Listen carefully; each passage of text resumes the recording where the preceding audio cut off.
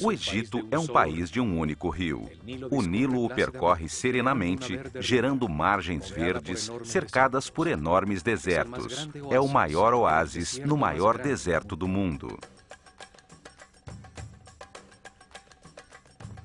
É uma terra simples, fácil de entender, com grandes paisagens que incitam à contemplação. Qualquer ponto do horizonte faz pensar na imensidão. O Egito é um país de um Deus único.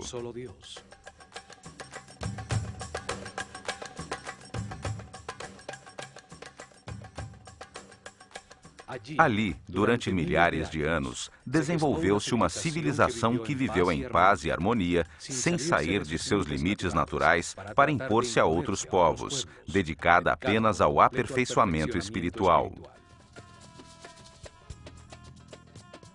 A imagem que se tem dessa civilização mostra apenas a luz de seus sucessos. A sua linguagem escrita permaneceu incompreendida durante milênios. Decodificou-se apenas seu nível mais básico, o dos símbolos, que representam os sons da linguagem. Há níveis superiores, com símbolos que transmitem conceitos e não sons. Estes ainda não foram decifrados. As traduções se baseiam apenas na parte fonética, ou, na melhor das hipóteses, são interpretadas segundo as crenças dos tradutores. Os que creem que eles eram bárbaros primitivos chegam a um tipo de interpretação, e os que acreditam que eram uma civilização avançada baseada no espiritual, possuidora de tecnologias incompreendidas, chegam a resultados totalmente diferentes. Os acadêmicos religiosos cresceram influenciados pela imagem que o Alcorão e a Bíblia projetam dos egípcios, como um povo déspota, adorador de muitos deuses. Por esta razão, cristãos, judeus e muçulmanos não puderam reconhecer que o Egito foi uma das fontes que alimentou as raízes de seus próprios credos.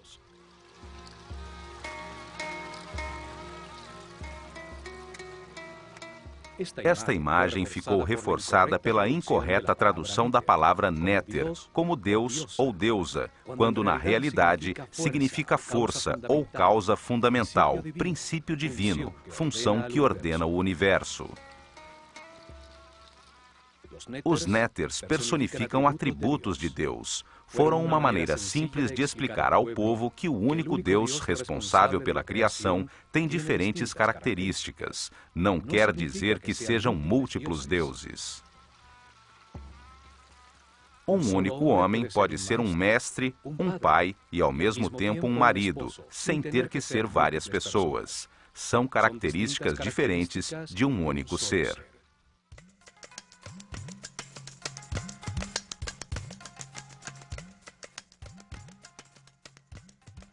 Para muitos historiadores, a civilização atual representa o auge do progresso do homem na Terra. Essa crença também contribui para projetar uma falsa imagem do Egito, pois não aceitam nada que possa colocar isso em dúvida.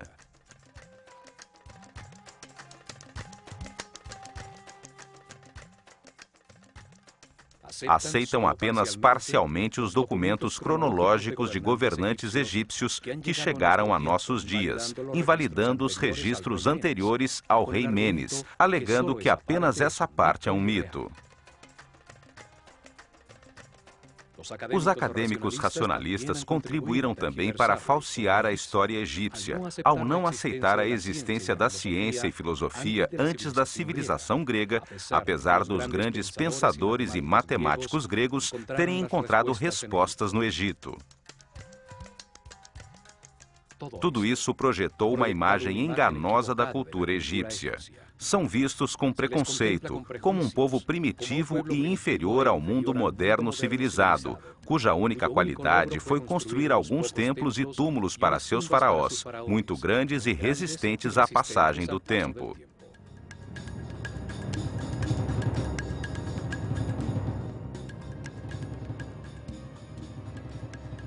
Estes programas procuram reexaminar a sua cultura, redescobrir seus templos para conhecer as verdades entalhadas em seus muros, abrir uma porta sobre seu conceito de realidade com a mente livre que permita ver além dos mitos em que os sepultamos. Os antigos egípcios entenderam o universo, suas leis, processos e propósito de um modo coerente, lógico, analítico e racional, que é uma herança importantíssima para o homem no início deste novo milênio.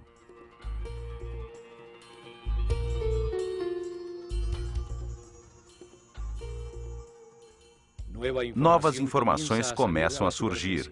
Estudiosos, cientistas e técnicos estão encontrando provas dos incríveis avanços tecnológicos, da precisão absoluta de suas construções, da escala de seus projetos. Seus feitos foram subestimados. O fato de nem sequer imaginar a sua tecnologia não quer dizer que não tenham movido, de maneira inexplicável, enormes pesos através de grandes distâncias, que tenham cortado, entalhado e acoplado duríssimas lajes de granito e diorita com precisão atômica, possível somente com tornos e serras ultrassônicas. A precisão matemática de suas construções é tal que nos 5 hectares da base da Grande Pirâmide há um desnível de apenas 8 milímetros. A tecnologia atual teria conseguido apenas um desnível de 40 centímetros.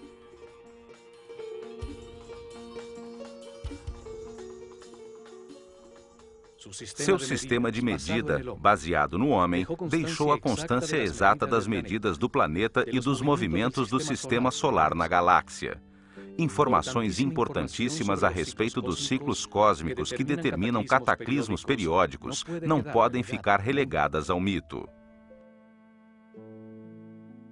Esta herança faz parte de nosso antigo futuro. O que foi encontrado até agora mostra de maneira evidente que manipularam conhecimentos avançadíssimos em todos os campos das ciências, arte, filosofia e religião.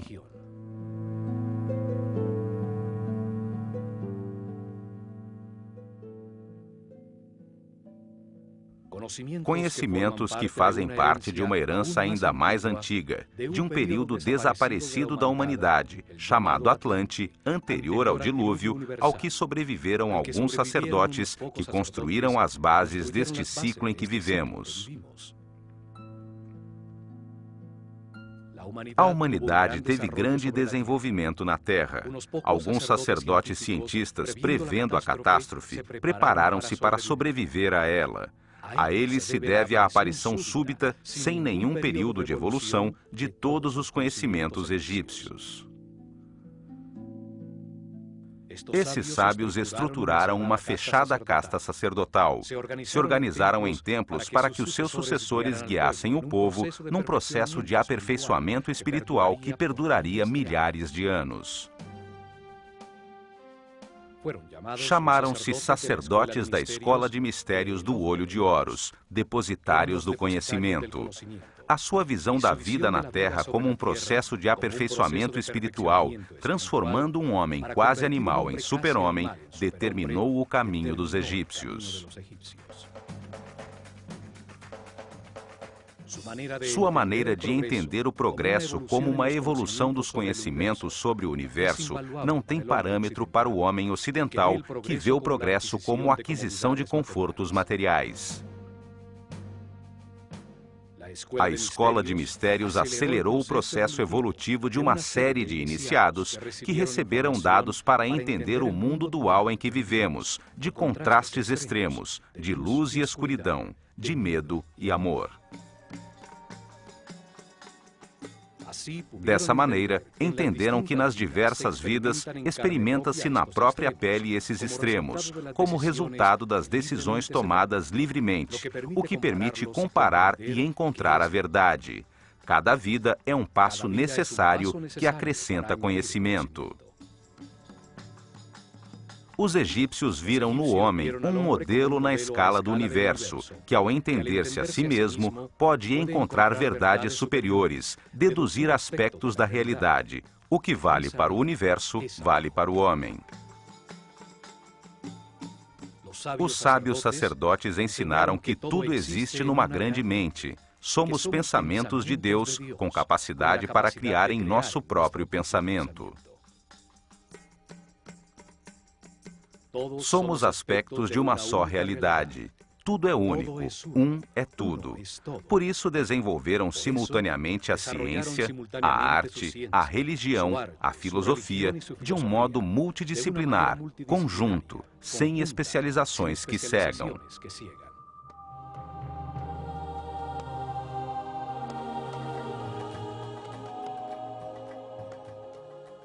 Viram a criação como o ato consciente de um único Deus. Estudaram a si mesmos à procura dele, descobrindo que tem muitas características, as que deram nome e símbolo, para poder comunicar-se com clareza.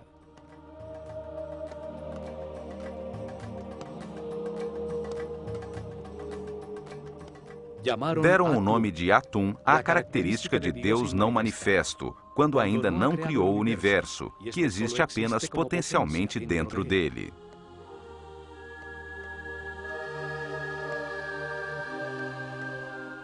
Deram o nome de Ptah à característica criadora de Deus, que ao manifestar a sua vontade, dá lugar ao universo.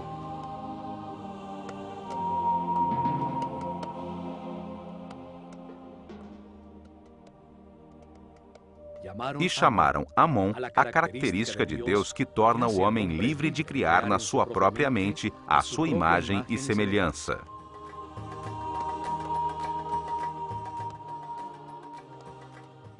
Com esse conceito, deram lugar à flor da vida, os movimentos sagrados de Deus que veremos neste programa ao visitar o templo de Osirion em Abidos.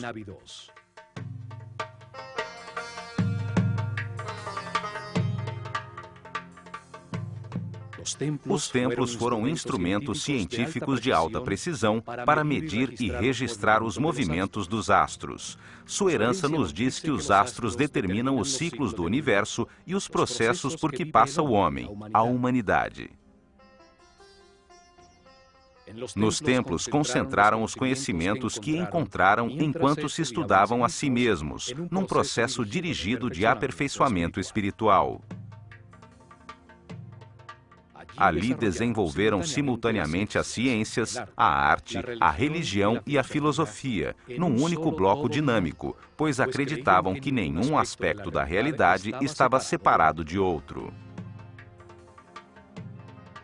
Ao redor dos templos, dirigida por seres muito evoluídos espiritualmente, cresceu uma das civilizações mais incompreendidas e mais avançadas da Terra. Está na hora de recuperar a nossa herança.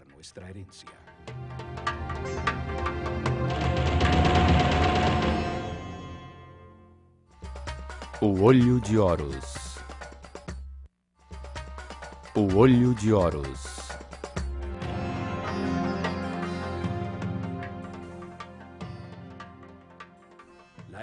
A herança de sua civilização, sua visão do universo, está resumida em uns poucos símbolos, sabiamente escolhidos entre os elementos da sua realidade.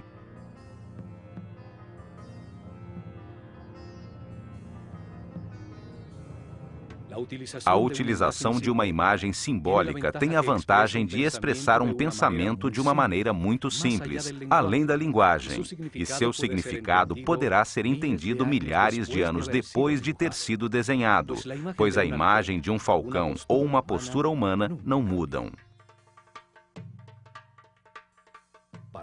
Para os egípcios, o homem encarna na Terra para decidir como agir ante as circunstâncias experimentadas. Ao comparar os resultados de suas ações, aprende e se aperfeiçoa. Então, o mais importante é a ação, o verbo. A ação que produz resultados leva ao aperfeiçoamento. A linguagem existe para comunicar ações. Cada parte do todo atua, realiza uma ação vital que produz resultados. Cada parte tem a forma de que precisa para agir da maneira que lhe corresponde. Os egípcios expressaram suas ideias através de 3 tipos de símbolos ou escritas. São chamadas de escrita hieroglífica, hierática ou demótica.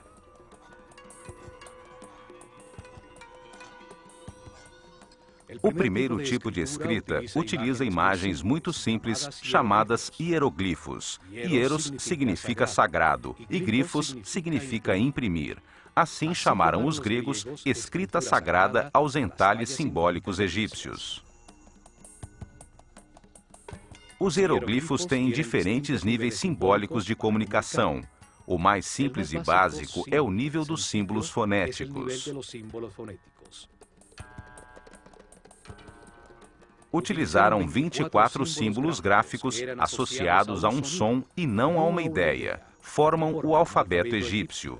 Era a escrita que dava forma à linguagem do povo.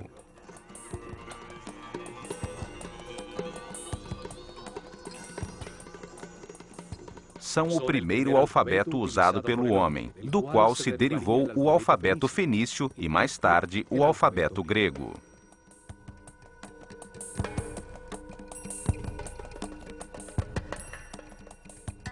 Podiam escrever indiscriminadamente em colunas ou em linhas horizontais, podendo ser lidas em qualquer sentido. As cabeças das figuras simbólicas olhavam na direção em que se começava a frase, marcando assim a direção da leitura. Durante milênios permaneceu indecifrada, até que em 1799, os expedicionários franceses, vindos com Napoleão, encontraram em Roseta, no Mediterrâneo, uma pedra de granito negro, escrita no final da civilização egípcia. Em péssimo estado, nenhuma das suas linhas estava completa. Conservava ainda 14 linhas escritas em hieroglifos, 32 linhas escritas em demótico e, o mais importante, 54 linhas em grego, uma escrita conhecida que indicava que esse texto traduzia as outras escritas. Um especialista em línguas, Jean-François Champollion, dedicou-se a estudar os textos da pedra. Descobriu que o egípcio antigo, assim como as escritas semíticas, usava apenas consoantes. As vogais eram acrescentadas na linguagem falada para dar uma forma gramatical. Em 1822, consegue resolver o mistério ao comparar os hieroglifos contidos em 2 cartuchos do texto, um dos quais constava também em uma lápide circular na ilha de Philae, ao lado da segunda pilastra do templo de Ísis, que se sabia conter o nome do faraó Ptolomeu VI. 2 cartuchos de hieroglifos com os nomes dos 2 últimos faraós egípcios, Ptolomeu e Cleópatra. Isso permitiu decodificar e identificar o alfabeto utilizado. O som que nesse momento produziam as palavras gregas em copto, uma linguagem usada por cristãos egípcios, serviu para aproximar-nos do som que se supõe tivesse a língua dos antigos egípcios.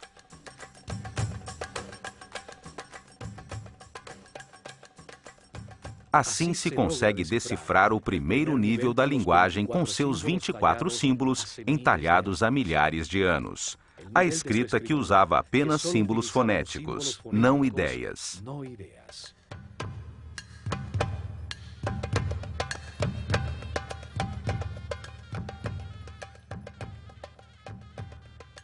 Mas existe um nível mais alto de comunicação nessa mesma escrita hieroglífica.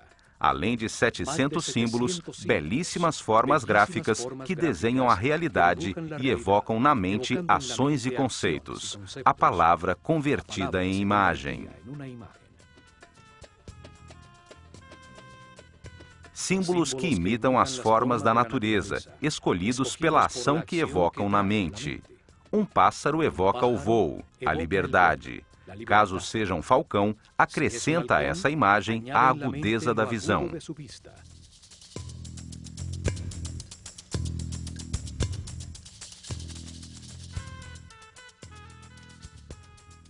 A figura de um olho comunica a ação de ver. Cada símbolo é desenhado para reviver experiências que a sua forma produziu na vida.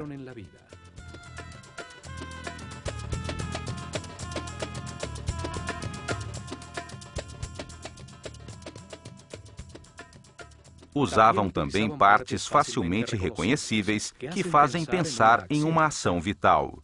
2 braços elevados fazem pensar em orar. 2 pernas evocam a ação de andar. 1 braço estendido, a ação de apontar. 2 mãos entrelaçadas, união. 1 mão que alimenta, outra que semeia, 1 jarro que entorna. Símbolos que retratam elementos fabricados pelo homem que, quando postos em ação, produzem um efeito. A ferramenta comunica o tipo de trabalho que se executa com ela. 1 arado, 1 ancinho, 1 rede.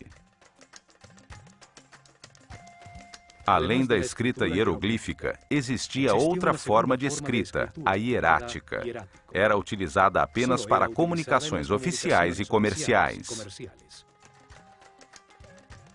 A terceira forma de escrita existiu somente nos últimos anos da civilização, quando, por volta do ano 700 a.C., os escribas que copiavam os textos antigos simplificaram ainda mais os símbolos do hierático, até torná-lo quase uma taquigrafia.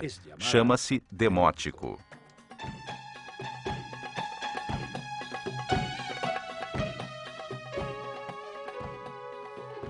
Novas interpretações estão surgindo, permitindo entender que os mitos e símbolos usados pelos egípcios são apenas uma forma fácil de comunicar conhecimentos e expressar conceitos sobre a realidade. Ao converter ideias em histórias, facilita-se a sua compreensão. Os sábios sabiam que dar informação sem a compreensão da mesma é um exercício inútil.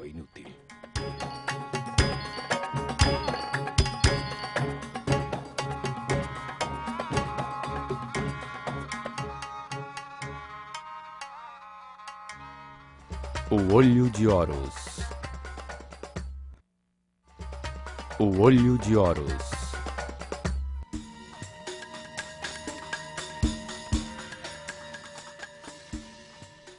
Existem 3 templos muito antigos, do início da sua civilização, realizados com a mesma técnica de construção.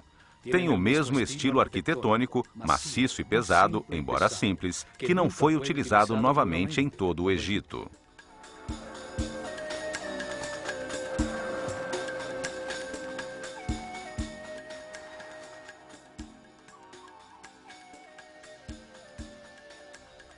Dois deles se encontram em Gizé, o Templo da Esfinge, construído exatamente em frente a ela, e o Templo do Vale, ao sul, nessa época em frente ao Nilo.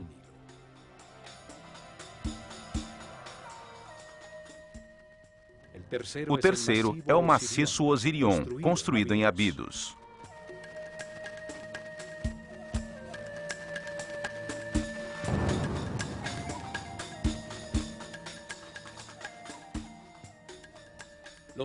Os 2 templos de Gizé foram feitos com os imensos blocos que sobraram da construção da Esfinge. Somente esses 2 templos em todo o Egito foram construídos com blocos tão grandes, numa forma tão maciça, fechada completamente ao mundo exterior por imensos muros de pedra, com apenas 2 acessos frontais simétricos. O peso médio dos blocos utilizados na sua construção é de 50 toneladas. Deviam conhecer técnicas de construção que facilitassem a utilização dos blocos, imensos como casas.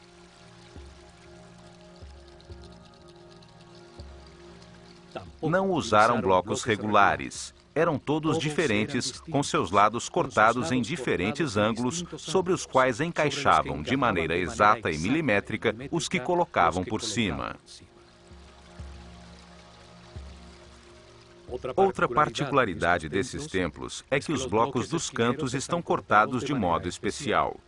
Cada um deles faz parte dos 2 muros, a fim de que toda a estrutura do edifício não tenha interrupções.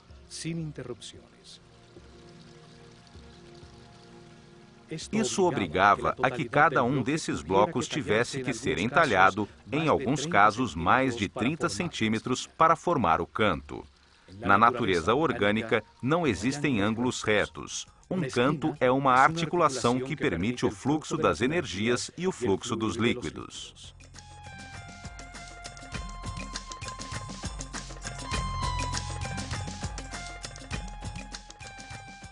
Estes templos tinham um salão central coberto com uma laje de pedra sustentada por gigantescas colunas simétricas, formando um grande terraço superior que dominava a planície.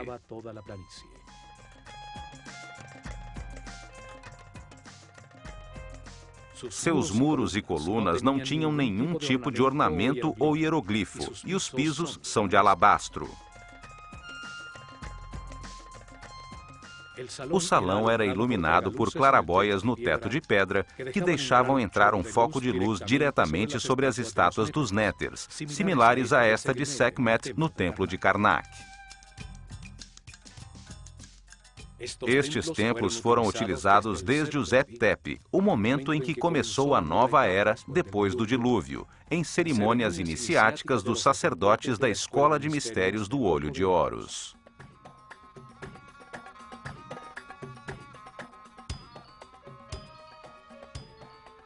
Nos dias de equinócio, sobre o terraço do templo, à altura do olhar da esfinge, colocavam a barca de ouro.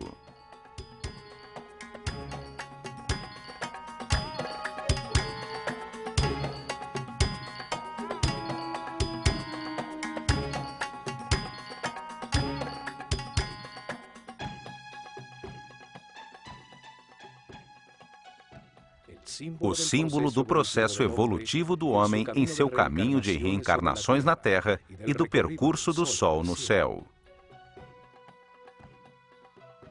Ao seu redor eram realizadas cerimônias, enquanto a esfinge contemplava o nascer do Sol no horizonte à sua frente e, durante as noites, as estrelas da constelação de Leão.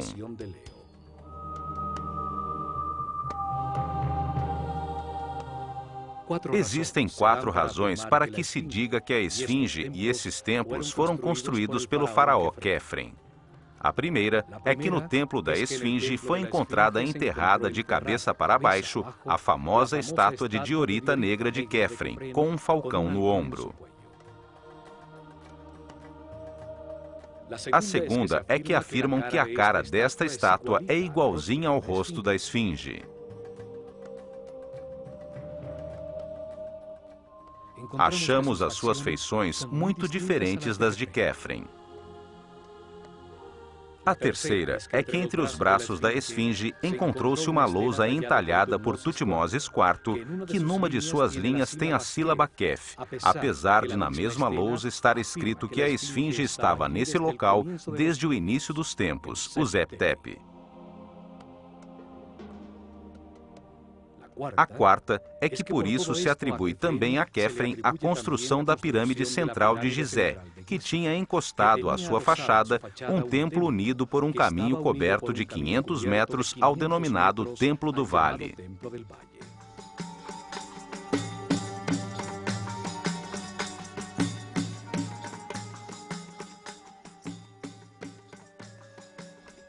No entanto, a pedra dos muros destes templos é do mesmo tipo do bloco monolítico da esfinge, certamente feitos com o que sobrou do seu entalhe. Além do mais, tem os mesmos sintomas de erosão pela chuva que a esfinge, o que permitiu que especialistas geólogos determinassem que foi construída por volta do ano 9000 a.C.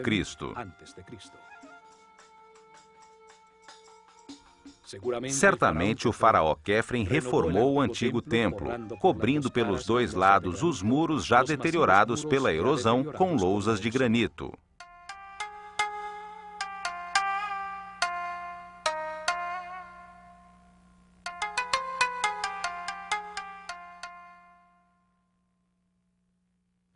Os antigos dividiram a parte verde e habitável do Egito em 2 grandes zonas com diferentes características definidas pela forma do próprio Nilo. O delta, quando o Nilo se abre para chegar ao Mediterrâneo, forma um vale fértil. É chamado de Baixo Egito. Seu símbolo hieroglífico é a abelha. e o faraó usa uma coroa vermelha para mostrar a sua autoridade nessa região. O longuíssimo e estreito corredor verde de ambos os lados do Nilo, em seu percurso desde a fronteira com a Núbia até o ponto onde começa o delta, é chamado de Alto Egito. É simbolizado em sua escrita por um arbusto, e o faraó usa uma coroa branca para representar o seu poder nessa região.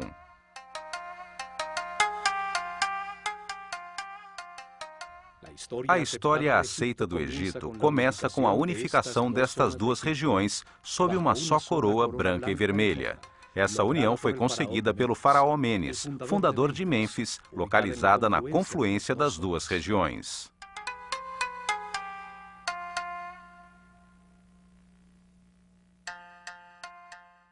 Abidos está ao sul, no Alto Egito. Ali se encontram dois templos, um ao lado do outro.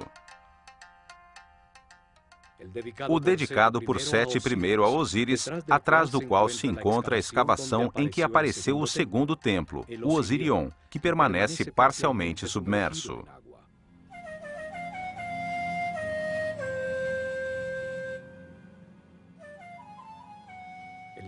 O nível freático impediu os trabalhos de restauração, pois a água fluía para dentro do templo mais rápido do que a capacidade das bombas para tirá-la.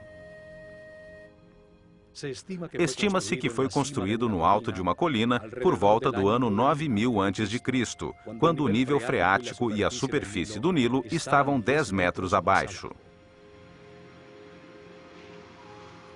Foi o primeiro templo no Egito dedicado a explicar a vida como parte de um caminho de reencarnações sucessivas, permitindo adquirir dados sobre o universo, evoluindo da ignorância à sabedoria. Sua arquitetura maciça, sem nenhum tipo de hieroglifos, com lajes e pedras pesadíssimas e de corte imenso, é muito semelhante aos templos em frente à Esfinge. Enormes blocos irregulares, todos diferentes entre si, com cortes de assombrosa precisão, juntas de construção e exatidão de montagem.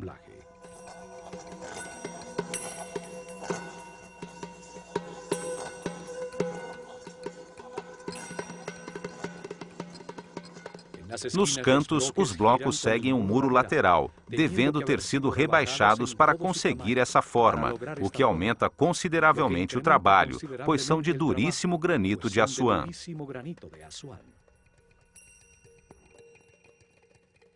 Tudo isso implica numa técnica de construção desaparecida, numa época em que supostamente não existiam ferramentas que produzissem cortes tão precisos, movessem blocos tão pesados ou juntá-los com tanta exatidão.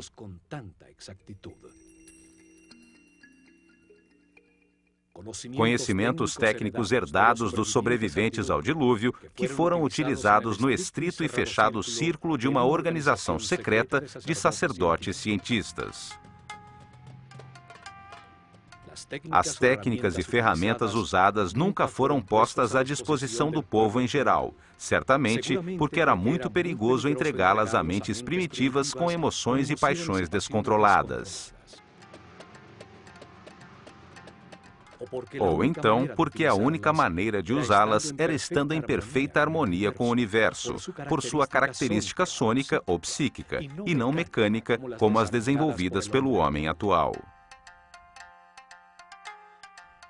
O templo tem uma forma retangular com uma plataforma rodeada de água, elevada no centro, a que se chegava por escadarias dos dois lados, dificilmente visíveis atualmente por causa da água. Sua forma simboliza o montículo original que emergiu quando as águas baixaram depois do dilúvio, onde os sábios desembarcaram para começar a nova civilização do Egito. Este templo foi construído para comemorar o Zep-Tepi, o tempo para dar início a uma nova civilização, dedicada ao aperfeiçoamento espiritual. 10 maciças colunas de pedra, cada uma feita num só bloco de granito vermelho, com um peso superior a 100 toneladas, sustentavam pesados pórticos, sobre os quais se apoiava um teto de pedra. Ao redor do canal, 16 santuários albergaram em seu tempo símbolos sagrados. Hoje se encontram submersos em água estagnada.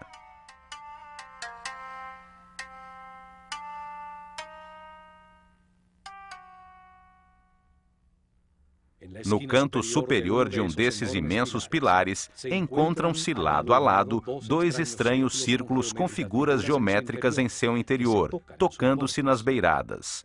O granito parece queimado com finas linhas circulares.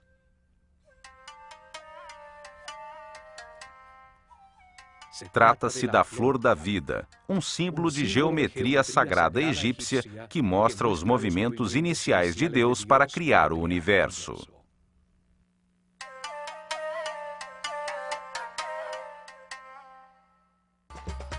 O olho de Horus. O olho de Horus.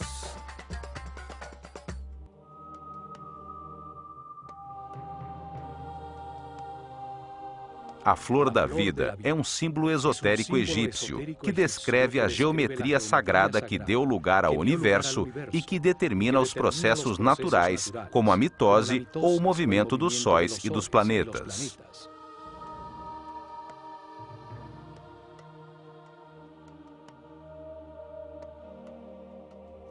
Uma forma que conceitua a vida como um processo no tempo. A forma que contém os ritmos, as horas, os dias, os meses, os movimentos dos corpos celestes, durante os quais a ideia toma forma, a semente germina.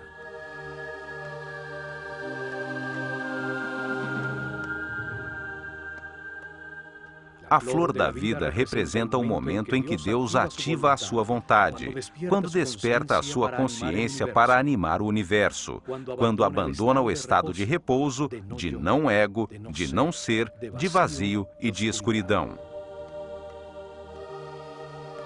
É o momento em que Atum-Ra, o Deus não manifesto, se transforma em Ptah, o Deus criador do que existe. O Fiat Lux, o momento em que nasce a flor da vida e tudo inicia a sua primeira volta.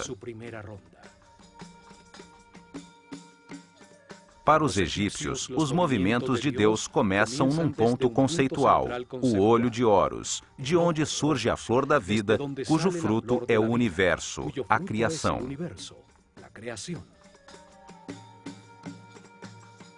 O ponto é referência para saber que existe o movimento. Nele começa a sua geometria sagrada. Dali, Deus cria o primeiro espaço virtual do universo.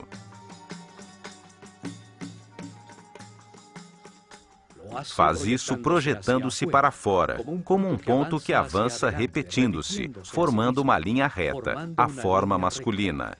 É o Deus Pai que manifesta sua energia e sabedoria.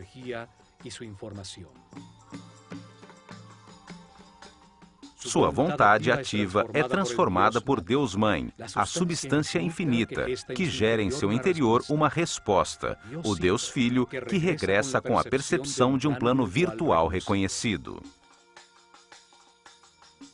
Assim, os egípcios entendem a Trindade como um processo simultâneo, equilátero, de dados enviados, recebidos e conscientizados. Por isso, o triângulo equilátero é a base do tetraedro, o primeiro sólido puro, forma primária, masculina de tudo que foi criado. O processo se multiplica no tempo e no espaço, para frente, para trás, para cima e para baixo, à direita e à esquerda. Assim, Deus gera um espaço virtual autorreferente.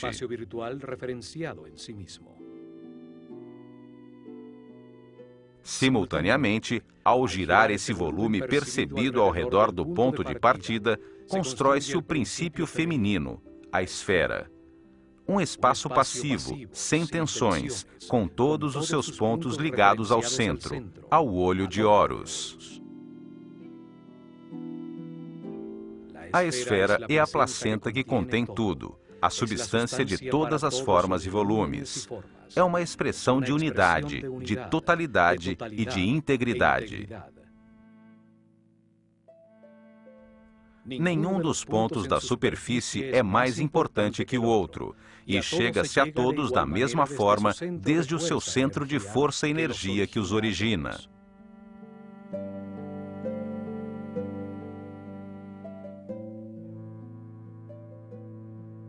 Átomos, células, sementes, planetas e sóis, todos fazem eco a essa forma de unidade e potencialidade.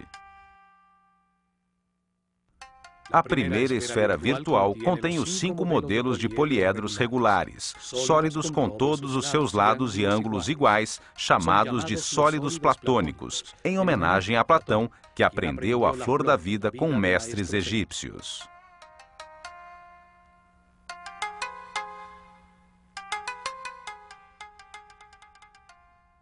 São a base, os tijolos com os quais todo o universo foi construído. Simbolizavam os 5 elementos da natureza: o fogo, a terra, o ar, o espírito ou éter e a água.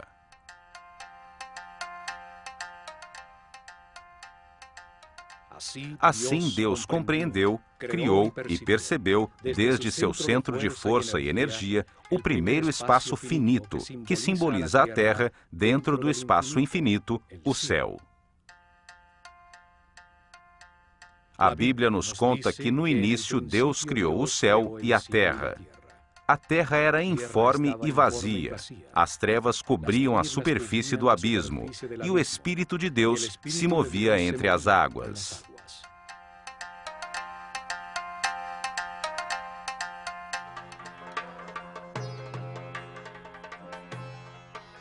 Realiza então o seu primeiro movimento, deslocando-se desde o centro da primeira esfera conhecida até chegar à sua margem, a membrana ou perímetro do espaço.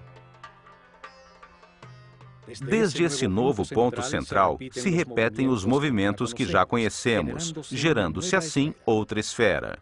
Na interseção das duas esferas iguais, gera-se a forma mais importante das já existentes. É a chamada Vesica Piscis e simboliza o Verbo divino. Os egípcios acreditavam que de seu interior surgiram os números, os 7 sons fundamentais, as letras e toda a sabedoria da criação. Tem a mesma forma do olho e da boca humanos. Em seu interior, cabem exatamente 2 triângulos equiláteros que, ao estarem contidos num retângulo, são a base da proporção áurea, a divina proporção. Essa proporção foi utilizada em todos os seus templos, como no Osirion, para relacionar as 3 dimensões entre si e estas com a natureza. Daí derivam todas as relações matemáticas fundamentais e os números importantes como Φ e Π. Simboliza também a visão compartilhada, o entendimento mútuo entre indivíduos iguais, terra comum. O Vesica Piscis é o espaço compartilhado, a interseção entre a esfera inicial e a nova, gerada da sua borda. A partir dessa nova esfera conhecida, repetem-se sucessivamente os movimentos em direção à borda exterior, para gerar outra esfera. Cada uma delas é uma nova dimensão, um novo som na escala musical, uma nova cor na escala cromática. Assim vão se construindo 4 esferas, 5 esferas, 6 esferas, e nesse momento se chega à 7ª e última esfera, com a qual se encerra o primeiro ciclo e se completa a semente da vida.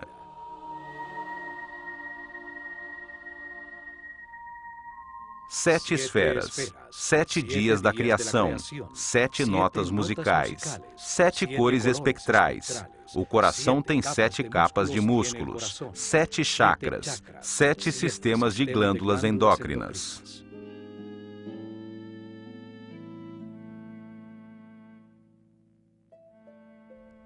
Esse padrão geométrico se repete infinitamente. É a base de tudo o que existe. e, seguindo a natureza faz crescer as flores, constrói 1, 2, 4, 8 células primárias, o corpo humano ou as galáxias.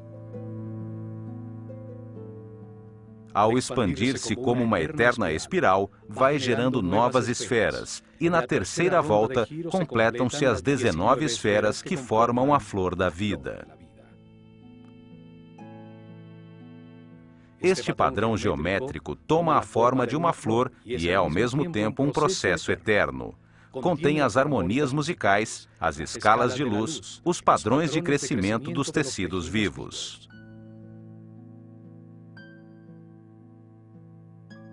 Cada esfera tem a mesma potência de desenvolvimento que a esfera original, dando assim à flor da vida lugar ao fruto da vida que gera sua própria flor. Cada esfera guarda em seu interior os 5 sólidos platônicos: a união da energia masculina e feminina, a reta e a curva, as 2 matrizes geométricas que são a base da realidade existente.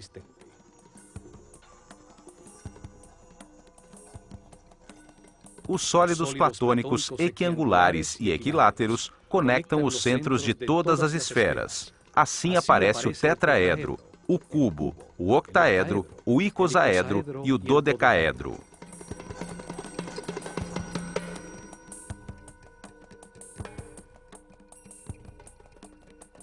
São símbolos da inseparável relação entre as partes e a totalidade. Formam um princípio de unidade para toda a geometria das formas existentes, apesar de sua diversidade. Padrões, formas e estruturas que existem na natureza, da menor partícula a expressões reconhecíveis ao olho humano até o imenso universo. Tudo segue um arquétipo geométrico que nos revela a natureza de cada forma.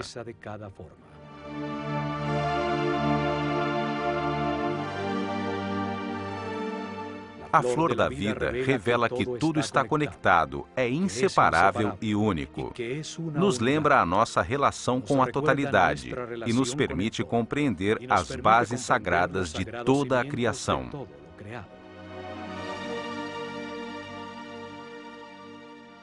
Com ela, os sacerdotes da escola de Horus ensinavam o respirar da totalidade, o que é Deus e como diversifica a sua consciência através da nossa vida.